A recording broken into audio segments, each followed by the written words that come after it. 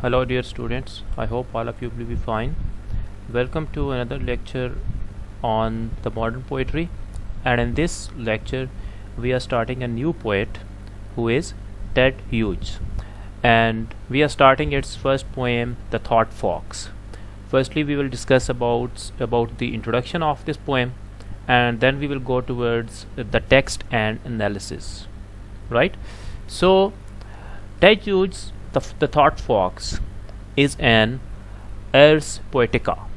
Ars poetica is a device, a term that means a poem about writing a poem, which means that in this poem the poet is describing, narrating his story, that how he writes the poem.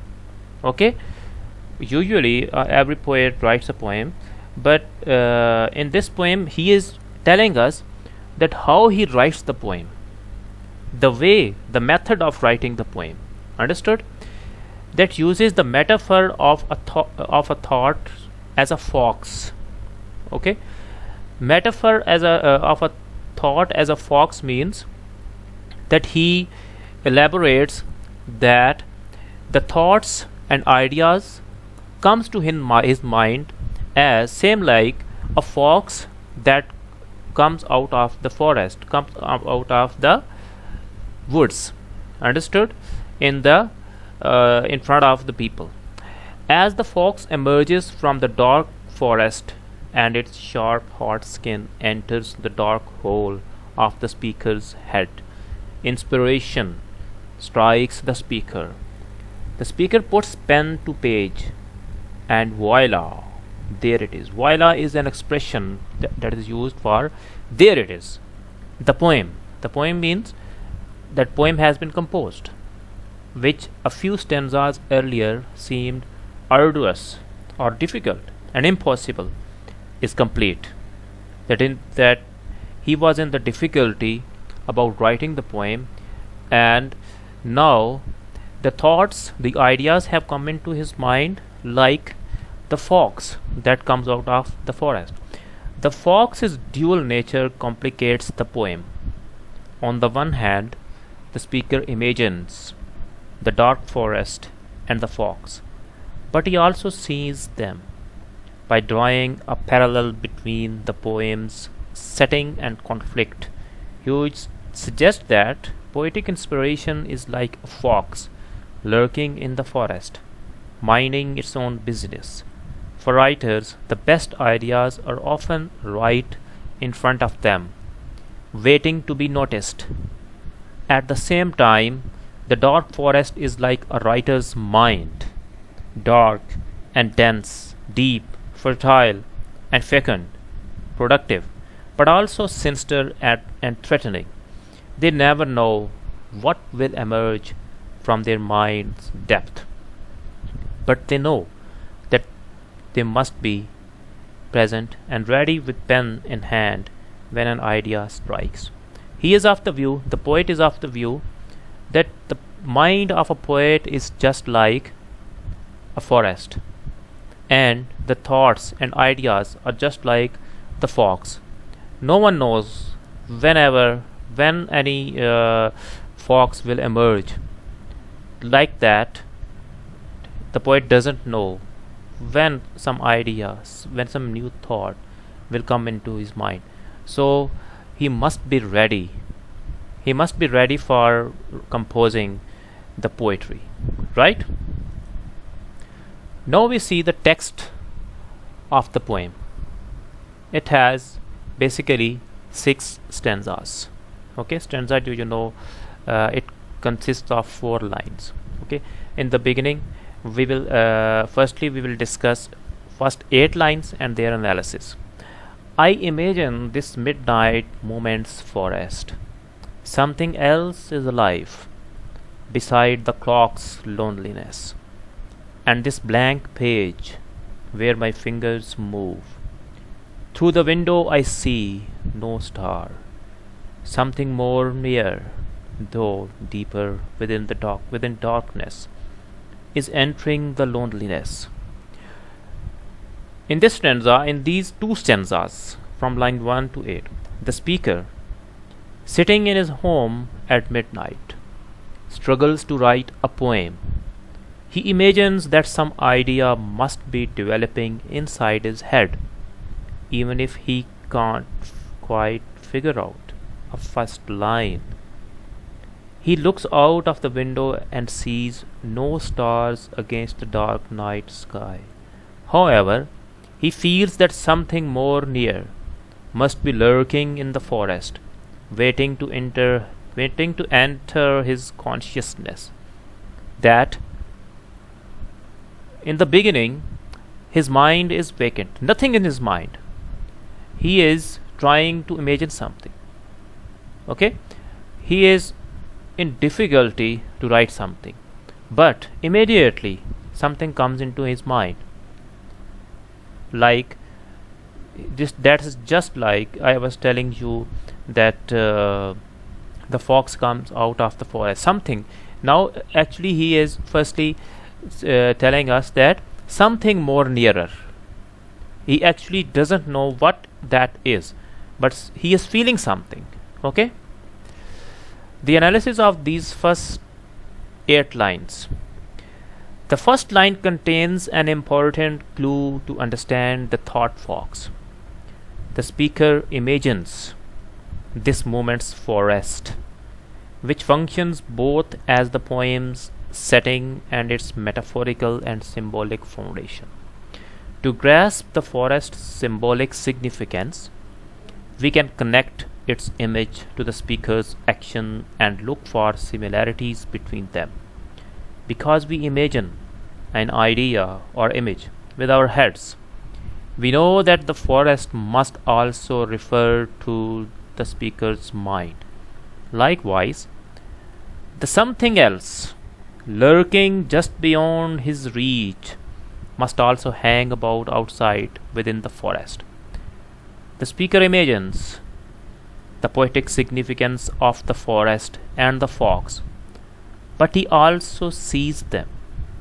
Additionally, everything contained in the forest must also exist in the speaker's mind, which will be useful when analyzing the fox's role in the poem. The line "something else is alive" imbues the poem with an ambiguous, disconcerting tone. It's difficult to say whether the speaker is anxious, afraid, or eager to encounter this something. This tone is delicately emphasized by the poem's slow, steady pace, established through the abundance of S sound, long vowels, and stressed syllables, all of which continue from the first stanza into the second stanza. Combined, these elements create a sense of dread, while also foreshadowing the fox's careful, considered movements in the forest. The speaker draws out the first 2 stanzas the same way. The fox will slowly and then suddenly emerge from the forest's clearing. Now he is comparing the situation of the ideas and thoughts that comes into the mind of the poet. Just like that, just like the situation when a fox comes out of the forest suddenly, immediately, no one knows about its impending something. You can say that that it will happen. Okay, just like that, thoughts and ideas come into the mind of the poem. Right? Now we see the next 8 lines from the text. Cold delicately as the dark snow, a fox's nose touches twig, leaf. 2 eyes serve a movement that now and again, now and now and now, sets neat prints into the snow between trees, and verily a lame, shadow shadow lags by stump and in hollow of a body that is bold to come. Here you have noticed that there is the repetition of the words now, now, now. Okay, so you should have in mind that when there is the repetition of words, it is called repetition. But when there is the repetition of consonant symbols, consonant words, consonant sounds, it is called alliteration. So during the text you might have observed that there is some alliteration in few lines, and when there is the repetition of vowel sounds, it is called assonance. Okay, so both these terms should be kept in mind by you people. When there is the repetition of consonant sounds, it is called alliteration, and when there is the repetition of vowel sound, it is called assonance. Outside the window, the speaker sees a fox emerge from the forest's clearing. The fox sniffs a branch and slowly wanders between the trees and stumps at the forest's edge, leaving behind a series of paw prints in the snow. The fox's shadow hangs behind him, in hollow of its bold body, while the speaker continues to watch the fox move, contemplating his image. Now, the poet is telling about the movement of the fox, right? That how it comes in front of out of the forest, and how it appears, what are that movements like, and he is comparing those movements with the ideas and thoughts that come into his mind, comes into the mind of the poet. The image of the fox, just like a fox comes out of the forest and immediately it comes in front of us, like that the same movement of the ideas and thoughts are coming in the same way the ideas and thoughts are coming in the mind of the poet. Now we see the analysis of these lines. It's significant that the speaker describes the fox through a series of parts and through a highly focused sequence of images. You might have observed that in the stanza, the poet is telling us that fox comes in front of us in parts. Okay, although it comes immediately, but its image is being presented in front of us in parts. Just like that, the ideas and thoughts come into the mind of the poet as in parts, right? First, the speaker homes in on the fox's nose delicately, touching the tree branch. Then he concentrates on the fox's two eyes, which serve a movement that now and again sets neat prints into the snow, which evokes an image of the fox looking down, cautiously measuring his steps.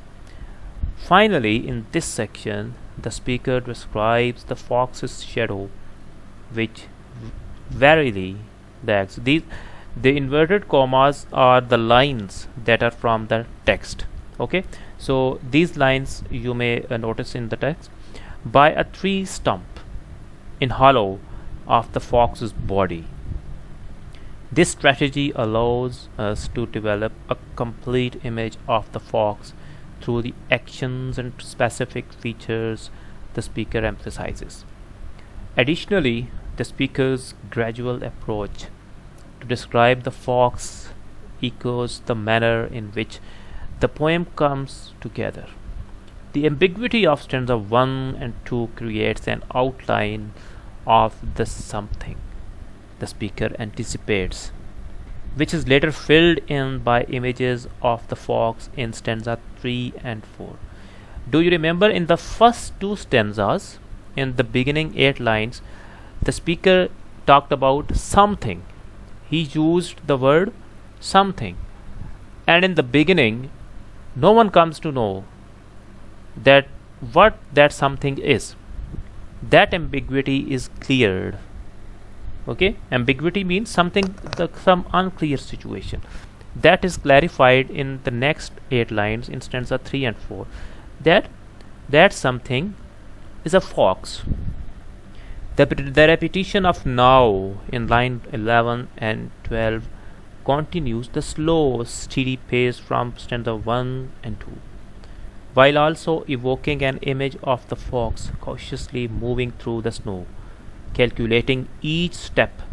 The same way a poet will try out different words in a line to see which fits best.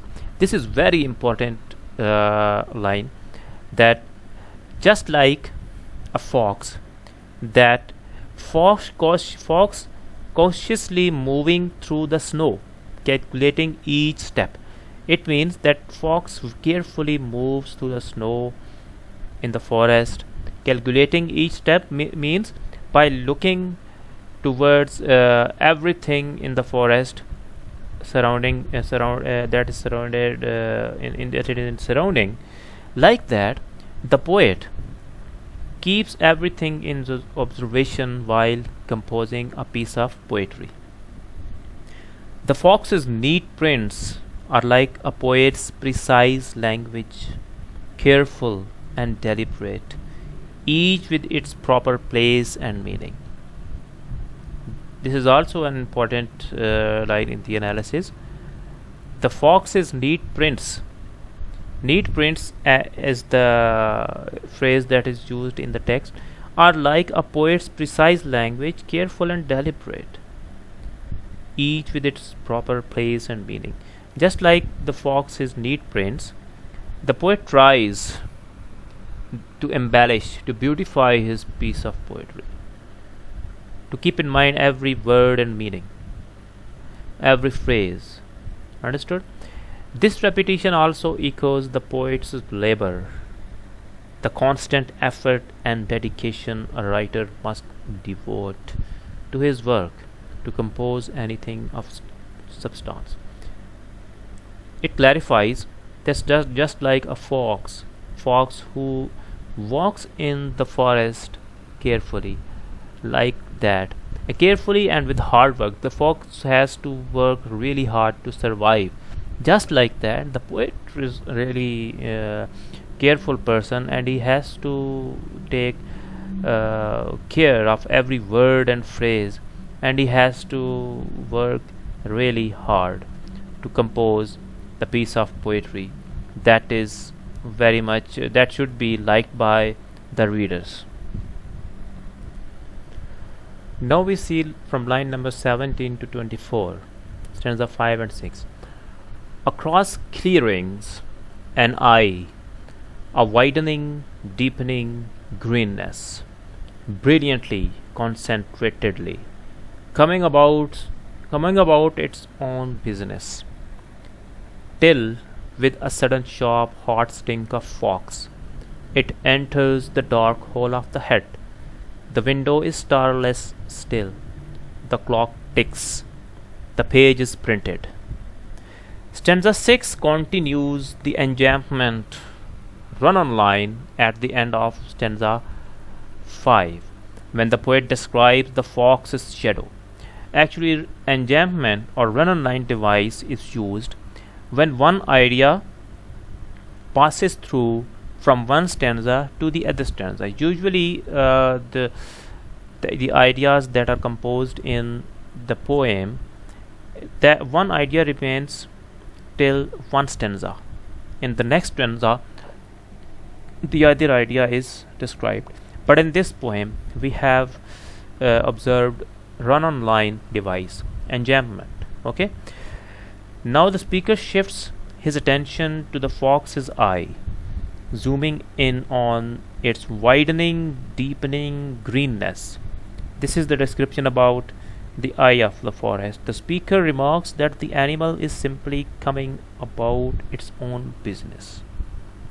Then, suddenly, the sharp, hot stink of fox hits the dark hole of the speaker's head. Dark hole of the speaker's head means the inward mind of the speaker. That idea has just struck into the mind of the poet, just as the stork sharply comes into the forest. He notices that stars have yet to appear in the sky. In the beginning, you remember that there was the line about the starless sky. Now, till the end, at this time, the sky is still starless. But as the clock continues ticking, the speaker finally puts pen to page. Finally puts pen to page means that he has composed that idea on the page, that the idea that came into his mind, right? Now we analyze this stanza. As the fox continues to go about its own business, the speaker is struck with the sudden sharp hot stink of fox, which represents a creative breakthrough. Something about the fox, or about the speaker's careful observation, triggers the words the speaker has been searching for. This sharp hot stink of inspiration, though anticipated by the poem's previous stanzas, jolts the speaker, compelling him to write. The language used to describe the speaker's head, a dark hole. A dark hole is the phrase that is used for speaker's mind. The poet's mind makes his mind seem abyssal and threatening. However, the speaker's mind, in spite of this darkness, proves to be a fecund, generative space. Fecund means fertile, productive. That his mind becomes productive and fertile, generating something. The organic nature of the speaker's work is emphasized in line 23 when the speaker notices that the window is starless still.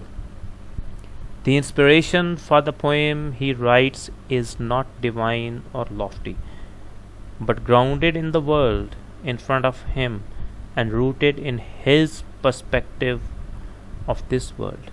Ultimately, the fox inspires the speaker because he forces him to recognize the power of his own vision, mining the material lurking within the dark, dense forest of his mind. The clock continues to tick, but it is no longer lonely. The page, now filled with the speaker's words, is printed. We learn from this poem that the mind of the poet is just like a forest, okay, and the approach of the poet is just like a fox, that he remains very much careful in that forest. It is very obvious that immediately some ideas, some thoughts can come in his mind, just like the fox that may appear in the forest anytime, anywhere. Okay, just like that, the poet's mind is just like that forest, and the poet is like that fox. The poet has to take very much care about the ideas, about the thoughts, about the words and phrases that he uses in the poetry. He is very much careful about that. Like the fox that spends a careful life in the forest for its survival. So all these things, the similarity between the forest and the poet's mind, and the similarity, the comparison between the fox and poetic ideas, That is very much, that is an important idea, a theme of this poem, right? That inspiration comes to the poet through any external or internal object. Anytime he can be inspired and encouraged to compose a piece of poetry, right? So I hope you have learned something in this poem, and you have to compose a critical analysis in your own words based upon all these details that we have discussed in this lecture, and try to make it beneficial for your learning and your exams. Thank you very much.